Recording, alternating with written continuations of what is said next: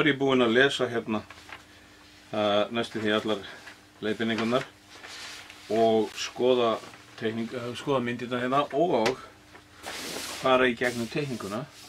Þannig að þetta allt saman gerir það að nú veit ég nokkurn veginn hvað það er sem ég þarf að gera. Það er skemmtilega að segja þér hérna að í leiðbeiningu númer 3 fyrir vængina þá segja þeir eftir að hlutirnir hafa verið númeraðir. Það sem það er það að aftan til í leiðbeiningunum er mynd af öllum brettunum sem að fylgja með í kassanum hérna. Og nú þarf maður að taka þessi bretti og maður þarf að merkja á þau númerið fyrir hvern einasta hlut, af því að þau eru ekki merkt frá fyrirtækinu. Þannig að nú ætlum ég að skipta öllum brettunum upp í tvennt, annars vegar balsa sem er leysiskorinn og hins vegar crossfit sem eru fræst. Hérna eru balsaborðin tilbúin og nú þarf ég bara að finna til dæmis þetta borð og það er hér og þá finn ég það að hérna á að vera 2x16 og 2x16. Þetta hérna, það er hér, panel 4 eður og hann lítur svona út. Þá er þetta 2x14a og þetta líka E7. Svo náttúrulega ég halda áfram og renna mér í gegnum allt þetta hérna og merkja þannig að það sé réttu númerun á öllum hlutunum.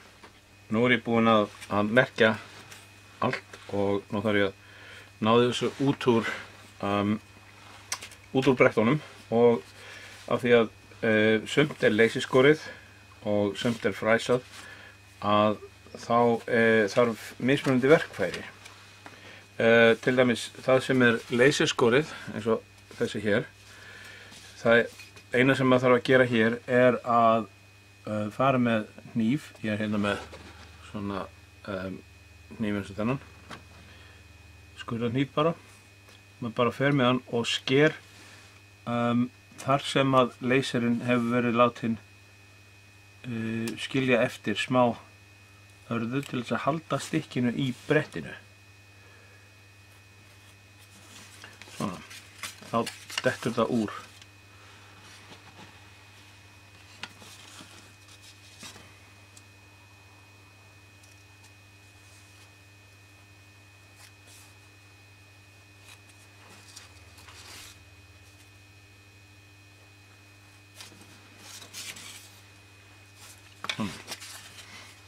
Þá er hérna komin stykki T1 skorið til. Til þess að ná hlutunum úr crossfitnum þurfum við örlítið grófara verkfæri og það er hér. Þetta er bara brotið járnsagablað sem ég er búinn að setja smá herpihólk upp á til þess að sé hægt að halda í hann. Og nú rennir maður þessu bara létt á flipana sem að halda hverjum hlut og sagar þá út úr brettinu. Þetta er örlítið meira mál heldur en leysiskurðurinn, en út úr þessu kemur hreinn skurður sem að við getum nýtt okkur þegar við smíðum. Hérna þarf til dæmis að taka innan úr. Svona. Svo er annað og það er það að á svona hlutum eins og þessu þar sem að fræsarinn er að fræsa, að þá er fræsitönnin síföl eða kringlótt. Og við sjáum hérna að þetta horn hérna er ekki skart, þá er mjög þægilegt að taka þetta sagablað hérna og renna því þrisvar í hornið og gera það skart. Það mun þá passa inn í þar sem það þarf að sitja.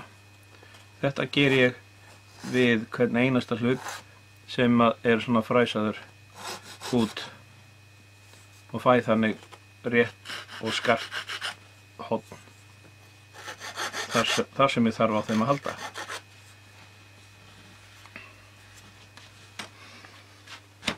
Hérna er ég þá búinn að skera út alla partana sem að ég vísu skar ekki út þetta hér. Þetta er svona þríhyrningar sem að eiga að fara á vænginn og þetta eru vefir sem fara á milli rifjana. Það er engin ástæða til þess að skera þetta alveg strax fyrir að maður þarf að nota það. Þetta eru hliðarnar hérna.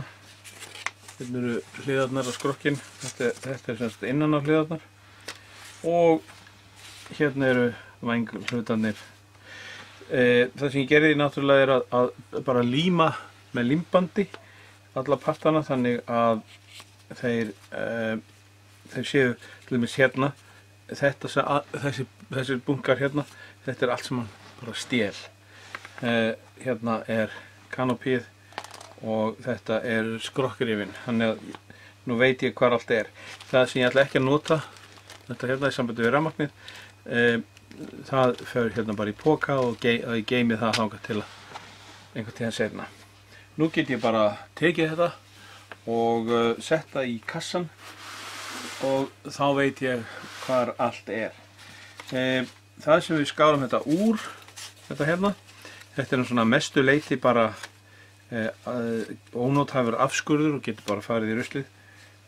Það eru einstaka bútar sem eru það stórir, það gæti komið sér vel að nota þá í eitthvað svona aukalega, en annars þá er þetta komið og nú er bara að ganga frá þessu og hafa þetta allt saman tilbúið þegar við förum að líma saman.